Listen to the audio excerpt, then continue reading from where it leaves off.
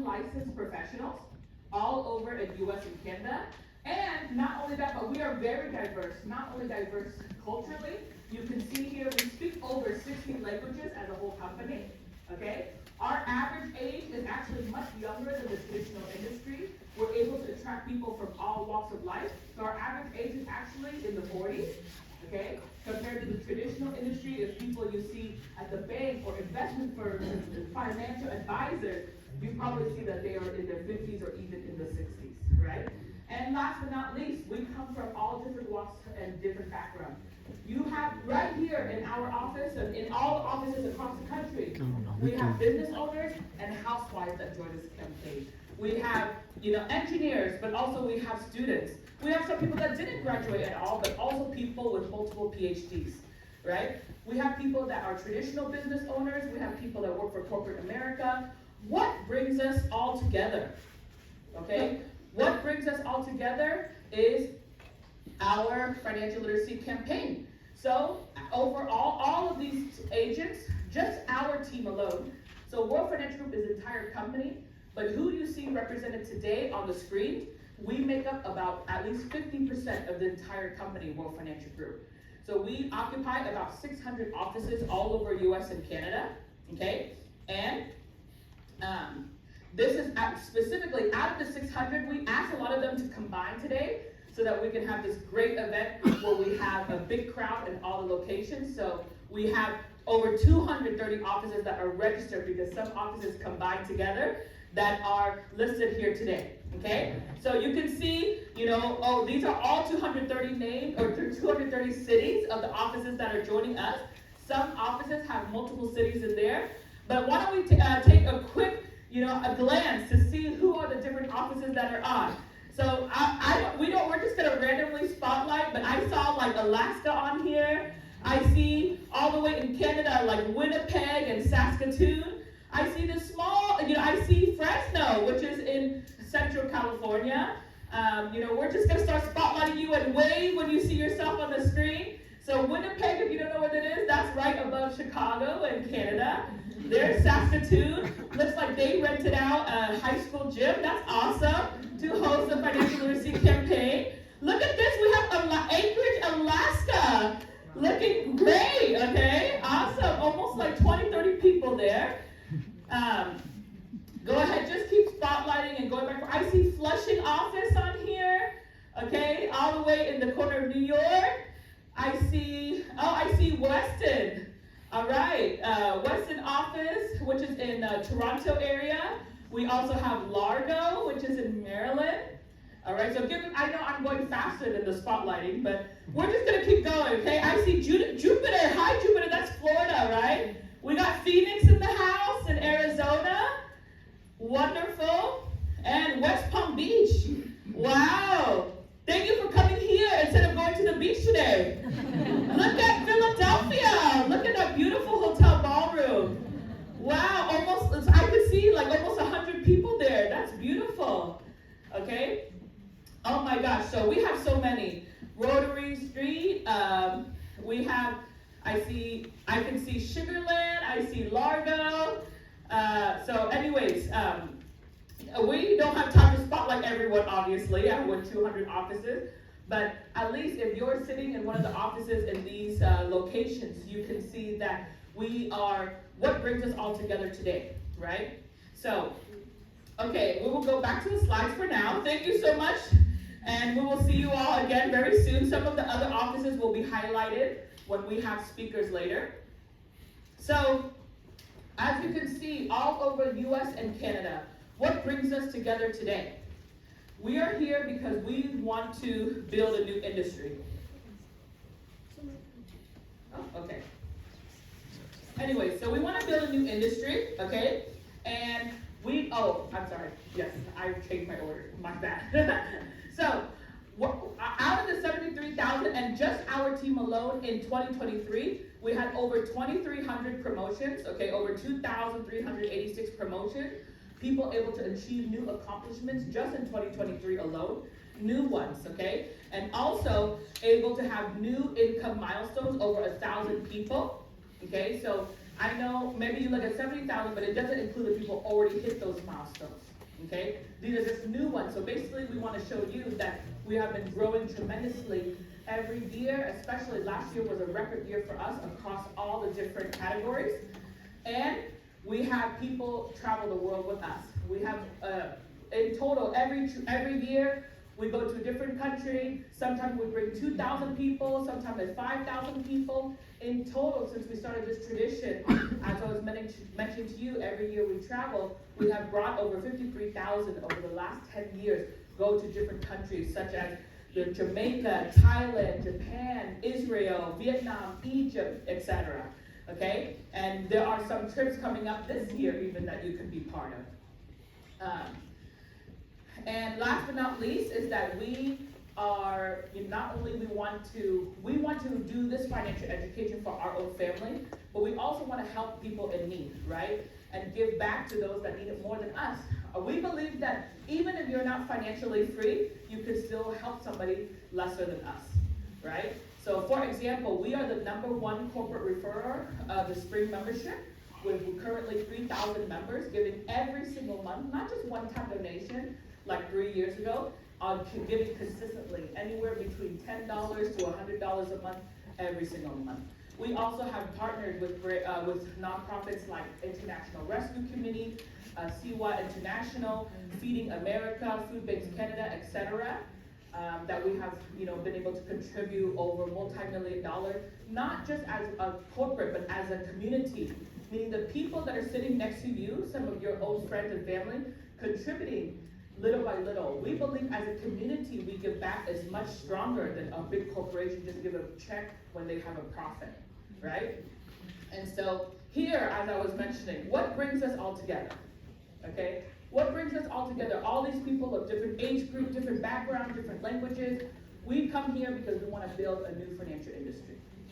Okay? Why do we need to build a new one, not just fix a current one? Because we need a place that people can trust. We need a place that people can educate themselves and then they help people they care about.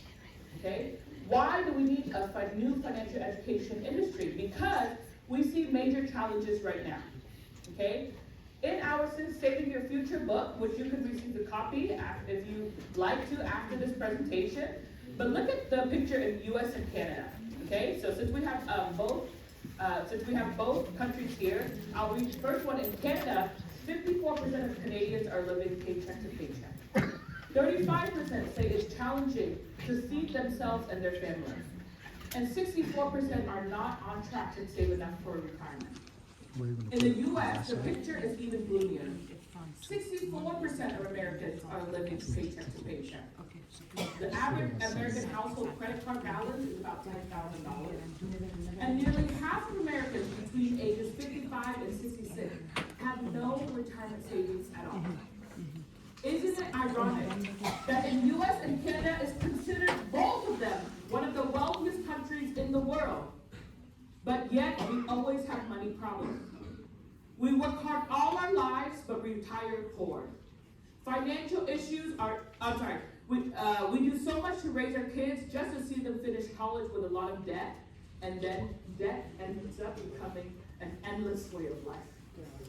We already graduate school with debt, and then we try to buy a home, and then have more mortgage debt, and that lasts us all the way into our 50s or 60s. Right? So pretty much we just keep going to work all of our from 20 to 50 years old just to pay off our debt. And it's very late until we become financially free, even if then. We haven't talked about the things that happen along the way, like health challenges, or something happened in the family, or older parents that you have to take care of, that even delay your freedom longer. So, unfortunately, this is why we need to build an industry, because the financial industry is not helping. The wealth gaps are even yet widening. This is a graph that you're looking at from 1991 to 2021, so 30 years graph. And what you're looking at is that what is the different colors is the gap from the top 10% versus the bottom 50%. And what's very sad is, do you actually see there's a purple line at the bottom? And you can see for 30 years, half of America had the same amount of wealth for 30 years straight. poor is getting poorer. Right? You can see the top 1%, the gap is way a lot more than the bottom 50%.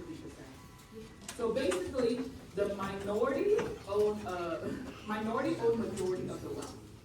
How did we get here? Well, it's not our fault. We were not taught to have a budget. Okay? It's not a common thing that is discussed in our family.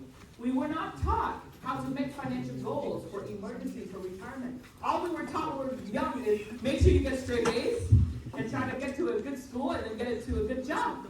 Even if you get a good job, you get good income, how do you manage that money? Right? And then we were not taught to avoid being influenced by ads and social media, which has gone crazy now. Right? Before, at least you could limit it to just your TV screen. And now it's on your phone, it's on your computer, it's on every single screen and device that you come across. But it is our fault if we don't change. Right? We have to learn. We can build up our financial future with knowledge, planning, and consistent practices over a long period of time, because you are not totally free until you're financially free. Okay, I do believe in the quote that says money does not equal happiness. I agree with that. But you have to admit that money helps us make a lot of decisions that make us happy. Something as simple as what neighborhood we want to live in, what school we want to send our kids to school, what health care we want for our parents. That's what money can do. Okay? So, can you be part of the group?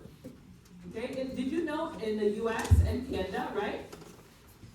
But in US, majority, even though we were technically not the biggest population in the whole world, there's other countries bigger than us, but yet we have the biggest opportunity. The highest amount of millionaires come from the United States, right? And Canadians, you have a chance to build here in the United States too, right? So change is possible, okay? We believe in financial education. You need to learn how to manage your money. Understand how money works, make money work for you, and realize that your future is not in the hands of your employer. Anybody think your employer's gonna take care of you? Okay, what about your union? Are they gonna take care of you? Okay, what about your government? I usually get last on this one, right? Okay, they're not gonna take care of you. Neither will your bank or your broker. So who does it have to be? It has to be you. The future is in your hands, okay? You need to learn how to build a strong financial foundation. You will not build wealth unless you build a financial foundation, okay? So we're very focused on becoming wealthy, but we don't get there unless we build a financial foundation, which means that we have a strong, proper protection as a foundation. Then we pay off our debt, we have an emergency fund, we have investments. We don't do it in a particular order, but we have to set up all at the same time.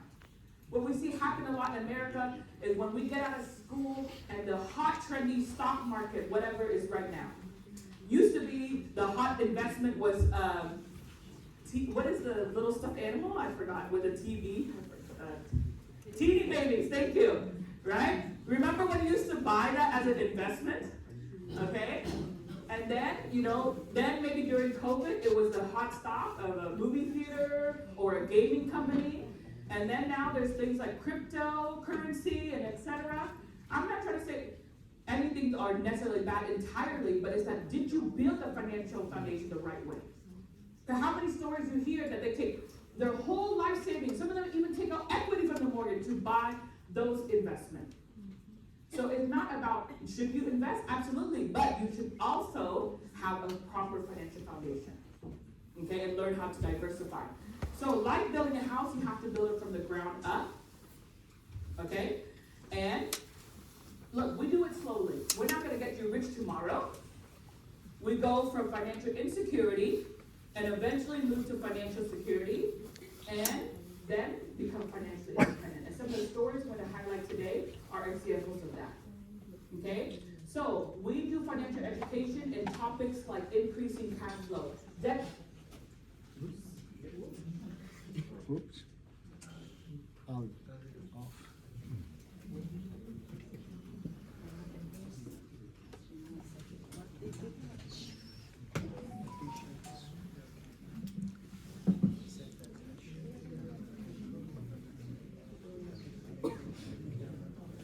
What's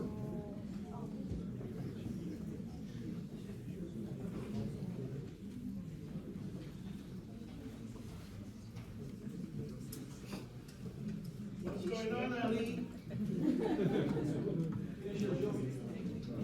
Anybody want to finish the joke? Just halfway. So John was telling said, somebody's talking in the back. Oh, okay. So John talking to God and said, okay, God, I've been married 3 times and divorced 3 times. Every one of them told me that I'm insensitive and I don't know anything about women. So could you show me exactly how a woman think and why they do what they do?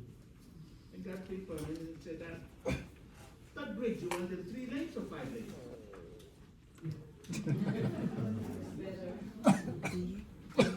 Not get it? Because knowing women, thinking how to think about them, is harder than having that bridge. Us married, how we married can do. You're hard working. Take 2. He's 85 years old guy. No, that's why you need to marry when you join the office. And he heard his voice. Pick me up. And so, Mr. Rob, yes, I said, pick me up. He said, yes. And I'll tell you what he told me. He said, so the old man picked him up and put it in his pocket. And the prophet, I told you to kiss me and I'll turn to a beautiful bride. And the old guy said, at my age, I'd rather have a talking frog than a bride. You got that one. I'm running out of jokes here. Let's go. No? All right. More jokes? Well, you have to laugh at my jokes. Free. So this pastor driving in a freeway, and he heard this thing. He got pulled over. And the officer said, I pulled you over and said, have you been drinking? And the pastor said, no. But you have this terminal on the side of the passenger. And when the officer put his face on the window, it smells like wine. I said, you've been drinking wine. Let me have that thermos and drink it and smell it. So the officer smelled it, and he smelled it. I said, yeah, it's wine. That's it, it's wine. And the pastor said, oh no, he did it again. Nobody here is a Christian. Nobody Jesus Christ change the water to wine. All right? No, nobody read this one? Okay. To the speaker. So.